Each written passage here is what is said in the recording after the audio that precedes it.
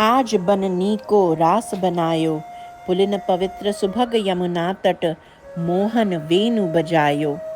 कल कंकन किंकिणी नू पर, धुनि सुनि खग मृग सचु पायो। जुवतिन मंडल मध्य श्याम घन, सारंग राग जमायो। ताल मृदंग उपंग मुरज डफ, मिली रस सिंधु बढ़ायो। विविध विसद वृषभानु नंदिनी, अंग सुधंग दिखायो। अभिनय निपुण लटकी लट लोचन, बिकटी अनंग नचायो। ताता थई धरत नूतन गति, पति ब्रजराज रिझायो। सकल उदार नृपति चूड़ामणि, सुख वारीद बरसायो। परिरंभन चुंबन आलिंगन, उचित जुवती जन पायो। बरसत कुसुम मुदित नभ नायक, इंद्र निशान बजायो। जय श्री हित हरिवंश रसिक राधापति, जस बितान जग छायो। भूमिका। यह भी रास का पद है। सेवक जी ने अपनी वाणी के चतुर्थ प्रकरण के 11वें छंद में द्वापरांत के रास का प्रयोजन ब्रज गोपिकाओं को श्रृंगार केली की शिक्षा देना बतलाया है। बाहु परिरंभ नीवी उरज परसी हसी, उमंगी रति पति रमित रीति जानी। वंशी नाद के द्वारा मोहित संपूर्ण ब्रज सुंदरियां कुल मर्यादा को छोड़कर भगवान नंद नंदन के समीप पहुंची। उन्होंने अपनी भुजाओं से उनका आलिंगन करके एवं उरोजों का स्पर्श करके उनको रतिपति रमित श्रृंगार केली की शिक्षा दी। इस शिक्षा से रसिक भक्तों को उक्त श्रृंगार केली के माध्यम से भगवान की उपासना करने का एक नया मार्ग मिल गया। हित 84 के प्रस्तुत पद में परिरंभन आलिंगन चुंबन उचित जुवती जन पायो पंक्ति में उचित से तात्पर्य यह है कि गोपी जनों में जो शिक्षार्थी जिस व्यवहार के उचित थीं, भगवान ने उनके साथ वही किया।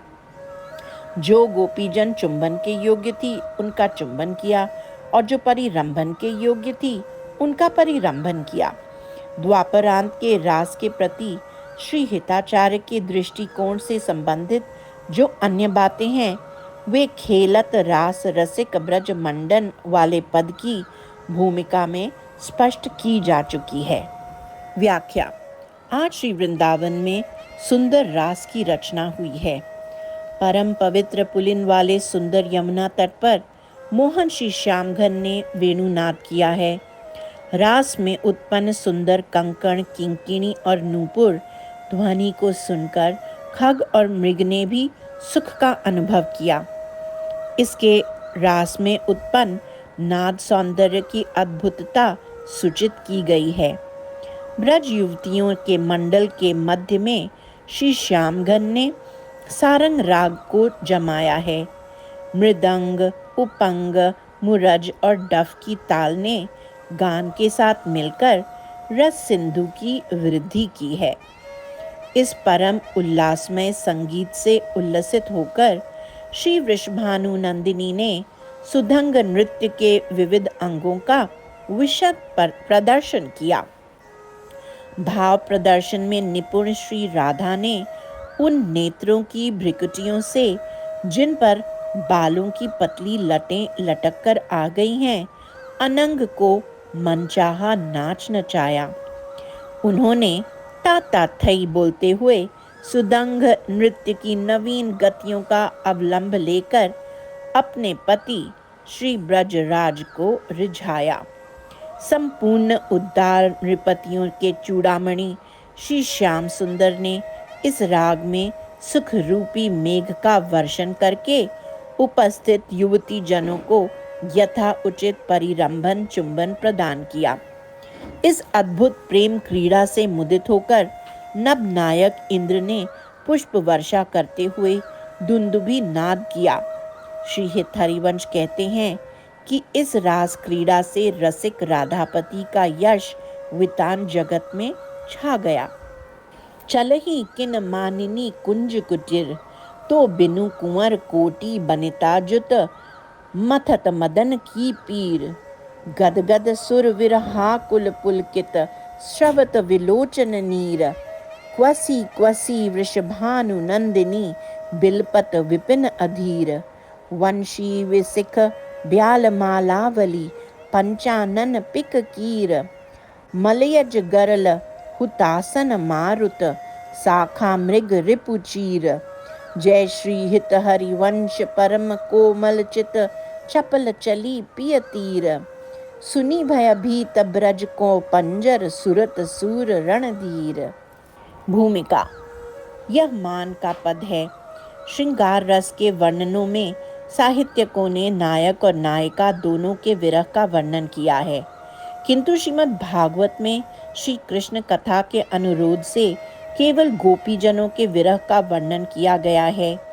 इसके विपरीत श्री हिताचार्य ने अपनी ब्रजभाषा रचनाओं में सर्वत्र श्री कृष्ण के विरह का वर्णन किया है, जो उनकी रस रीति में श्री राधा की प्रधानता के अनुकूल है।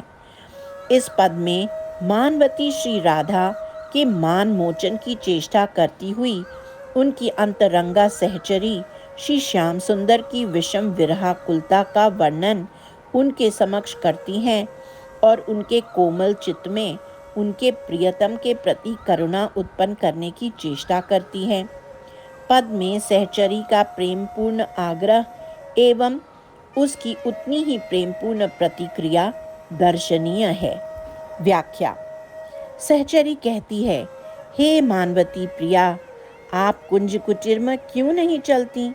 तुम्हारे बिना कुंवर श्री श्यामघन कोटि वनिताओं से युक्त होते हुए भी प्रेम पीड़ा से मथित हैं। इसमें श्री श्याम सुंदर का श्री राधा के प्रति अनन्य प्रेम सूचित किया गया है।